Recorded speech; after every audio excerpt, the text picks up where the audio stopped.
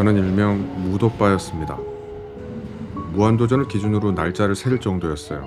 예를 들어서 당시 월요일이 되면 무한도전 방영이 5일 남았구나 라는 식으로 생각했었습니다. 무한도전 덕에 우토로 마을을 알게 됐어요. 방영 당시에 언젠가 한번 직접 가보면 좋겠다 라고 생각했지만 일본 여행을 올 때마다 제가 좋아하는 영화 속 공간을 가는데 여념이 없었습니다. 무한도전 방영 10년 후 마침내 영상에 담게 되었습니다. 우토로 마을은 2차 세계대전 당시 일본에 의해 강제징용되었던 조선인 노동자들이 일본의 패전 이후 정착해 살게 된 마을입니다. 그리고 마을엔 더 이상 사람이 살지 않습니다. 지금은 이렇게 빈집만 덩그러니 남았습니다. 무한도전에서 당시 유재석 씨가 이곳에 살던 어르신과 헤어질 때 전했던 마지막 인사말이 꽤 오랫동안 머릿속을 맴돌았던 기억이 있습니다. 죄송합니다. 저희가 너무 늦었습니다. 유재석 씨는 그 말을 전하며 꾹꾹 참았던 울음이 터져버렸어요. 그 장면을 보면서 저도 참 많이 울었던 기억이 있습니다. 우토로 마을에 대해 잘 모르기도 했고 이제 와서 안다고 한들 이게 다 무슨 소용인가 싶고 그간의 일본 정부의 행태를 보면 앞으로도 처우 개선이나 보상이 제대로 이루어질 것 같지도 않고 설사 이루어진다고 한들 이미 흘러가 버린 마을의 시간을 되돌릴 수도 없다는 생각들이 어지럽게 머릿속을 휘저었던 것 같습니다. 우토로 평화기념관입니다. 마을에 진입하기 전에 먼저 들러야 하는 공간입니다. 저는 사실 마을을 보고 싶어서 온 거라 여기서는 촬영 허락만 구하고 금방 나갈 생각이었어요. 어차피 저는 일본어를 전혀 못 알아듣기 때문에 그들에게서 마을에 대한 설명을 들을 수도 없을 테니까요. 그런데 제가 왔던 날 일본인 분들이 왔었고 직원분들이 그들에게 마을에 대해 설명을 해주는 듯 했는데 일본어를 전혀 못하는 제게 한 단어가 몇 번이나 또렷하게 귓전을 때렸습니다. 조센지. 아마도 가능성은 둘 중 하나일 겁니다.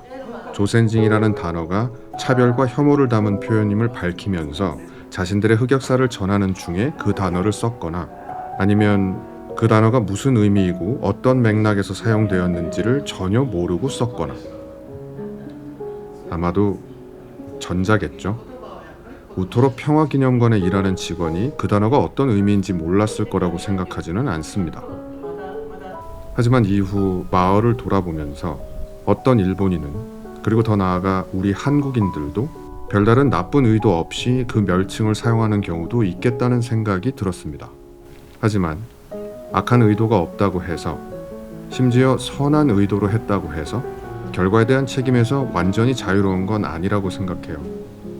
한 여행 영상에서 동양인 여성과 결혼한 백인 남성이 자신의 아내가 동양 사람임을 밝히면서 눈을 찢는 신용을 하는 걸 본 적이 있습니다. 그는 분명 동양인을 비하할 의도가 전혀 없었을 겁니다. 설마 자신의 아내를 비하할 목적은 아니었겠죠. 하지만 그는 그 행위가 여태 동양인을 차별하는 의미로 사용되었다는 걸 인지하고 반성해야 할 책임이 있다고 생각합니다.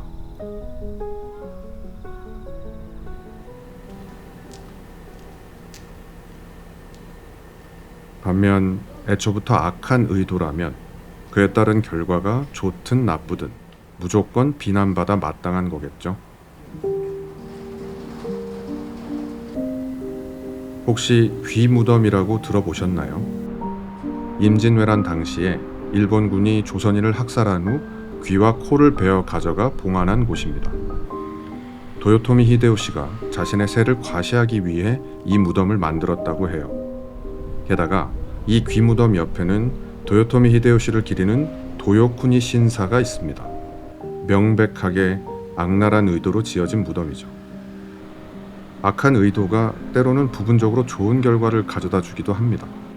인생의 아이러니죠. 비록 야만적인 목적으로 세워진 무덤이지만 이 무덤은 일부 일본인들과 많은 한국인들에게 역사적 교훈을 전해주기도 할 테니까요. 하지만 그렇다고 해서 도요토미 히데요시에게 고맙다고 말하는 건 말 그대로 미친 소리일 겁니다. 그 논리를 가지고 일제 식민 지배를 정당화하고 찬양하는 사람들이 있습니다. 일본에도 있고 한국에도 있죠.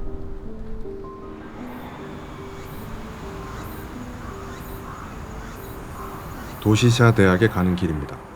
이 대학에 정지용과 윤동주 열사의 시비가 있다고 해서 한번 가보고 싶었습니다. 동쪽에 위치한 경비실에 방문해 촬영 가능 여부를 물었더니 이렇게 직접 안내까지 해주셨습니다. 저는 사실 거절당할 확률이 매우 높다고 생각했거든요. 우려가 기쁨으로 바뀔 때 그 정도는 평소보다 배가 되는 것 같습니다. 이곳입니다. 갑자기 방금까지 좋았던 마음에 순식간에 작은 구멍이 하나 생긴 것 같습니다. 이거 제가 너무 예민한 걸까요? 두 열사의 시비를 이렇게 화단에 가려지게 배치한 건 대체 무슨 의도일까 싶었습니다. 물론 제 아무리 좋은 의도로 이렇게 배치했다고 해도 그 책임에서 자유로울 수는 없다고 생각합니다. 물론 이곳에 들러 한 번이라도 마음을 나눈 적이 있는 일본인을 비난할 생각은 없습니다. 앞서 언급했던 귀무덤을 찾는 일본인들에게도 말이죠. 소위 반일 감정을 그렇게 소모하고 싶지는 않거든요. 그런데 반일 감정이라는 말을 잘못 이해하고 쓰는 사람들도 덜어 있는 것 같습니다. 윤동주 열사의 시신에서 발견된 수십 개의 주사바늘 자국을 보고 분노를 느끼며 여전히 반성하지 않는 태도를 보이는 일본 정부나 특정 세력에 대해 항의하는 것을 두고 반일 감정이라고 말하며 비난하는 사람들이 있습니다. 반일 감정을 부정적으로 평가할 수 있는 상황은 그것이 일본인 전체에 대한 차별로 이어질 때뿐일 겁니다. 예를 들자면 제가 저번 영상에서 이곳 신세카의 거리를 소개했습니다. 전체 흐름에 맞지 않아서 언급하지 않았던 부분이 하나 있습니다. 가게 간판에 우길기를 그려놓은 가게들이 있더라고요. 저는 이게 뭐하는 짓인가 싶었습니다. 간판을 설치한 사람에게 느끼는 그 분노의 감정이 잘못되었다고 할 수는 없겠죠.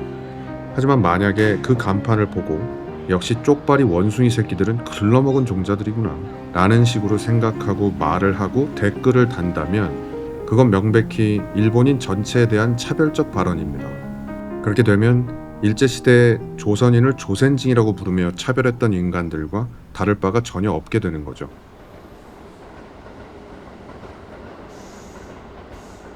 아니, 그렇게 일본에 대해 비판할 거면 일본 여행은 왜 가는 거야?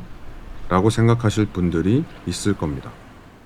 사실 그 질문은 제가 스스로에게 던지는 질문이기도 합니다.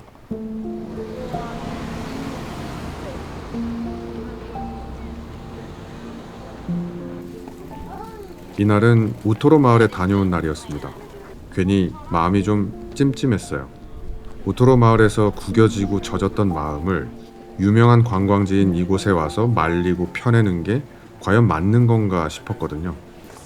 일본 정부의 행태를 비판하면서 일본을 여행하는 행위를 어떻게 하면 합리화할 수 있을까 그렇게 머리를 굴리던 시절도 있었습니다. 아마도 스스로 그 행위에 모순적 요소가 있다는 걸 직관적으로 알았던 거겠죠. 머리를 아무리 굴려봐도 이건 모순인 것 같습니다. 도덕적인 입장과 문화적 취향을 분리해서 봐야 한다는 의견도 있습니다. 어느 한 국가와 경제적으로 완전히 단절하고 지내는 게 불가능한 현실을 고려해야 한다는 입장이겠죠. 제가 과문한 탓이겠지만 저는 그 두 가지 영역, 도덕과 경제, 도덕과 문화의 영역이 완전히 분리될 수도 없고 그렇다고 완전히 합치될 수도 없다는 생각이 듭니다. 오직 도덕적인 측면만 따지고 보자면 개인적으로 한반도 주변의 모든 국가와 단절하고 살고 싶다는 생각을 수시로 하게 됩니다. 북한, 중국, 러시아, 일본, 그리고 멀리 현재 미국까지. 정도의 차이는 있겠지만 도덕적으로 정상적인 정부가 하나도 없잖아요. 물론 지금은 한국 역시 누굴 뭐라고 할 처지는 아니지만 말입니다. 하지만 현실적으로는 그 모든 나라와 지지고 볶으며 함께 살아야 합니다. 자국의 이익을 위해 때로는 고집스럽게, 때로는 양보도 하면서 서로 교류해 나갈 수밖에 없는 거죠. 피곤한 여정입니다. 각 나라의 국민들을 싸잡아 비난하는 차별적 언행을 삼가하도록 조심해야 하고, 하지만 잘못된 부분에 대해서는 정확하게 지적한 후 강하게 항의를 하면서도 동시에 경제, 문화적으로 교류를 지속해야 하는 여정이니까요. 저는 여전히 순진한 바람 하나를 가지고 있습니다. 제발 일본이 과거와 현재의 잘못들을 인정하고 사과하고 반성했으면 좋겠습니다. 그리고 무엇보다 입만 나불대지 말고 사과와 반성에 걸맞는 행동을 지속적으로 보여줬으면 좋겠습니다. 그래서 많은 한국인들이 아무런 거리낌 없이 그 어떤 망설임도 없이 일본의 문화를 소비할 수 있게 해줬으면 좋겠습니다. 참 어렵습니다. 늘 이상과 현실 속 어딘가에서 끊임없이 표류하는 저의 속내를 한 번은 털어놓고 싶었습니다. 어쩌면 이번에 일제 탄압의 흔적이 있는 장소들을 찾은 건 표류하는 것에 대한 부채의식을 조금은 탕감받고 싶었던 게 아닐까 싶기도 합니다. 역시 참 어렵습니다. 오늘도 끝까지 함께 해주셔서 진심으로 고맙습니다.